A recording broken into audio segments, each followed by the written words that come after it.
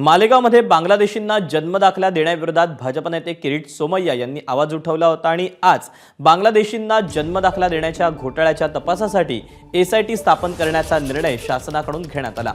तपासासाठी एसआयटी स्थापन केल्याने किरीट सोमय्यांनी मुख्यमंत्री देवेंद्र फडणवीस यांचे आभार मानले। पोलीस, महसूल आणि नगरविकास विभागाचे अधिकारी तपास समितीचे सदस्य असणार आहेत।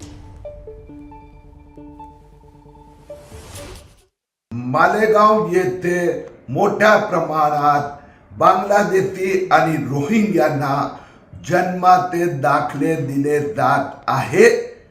त्याची चौकशी करण्यासाठी मुख्यमंत्री देवेंद्र फडणवीस यांनी एक एसआयटी विशेष तपास समितीची स्थापना केली आहे, ज्यात पोलीस महानिरीक्षक, विभागीय नगर विकास आयुक्त, जिल्हाधिकारी याचे सदस्य असेल।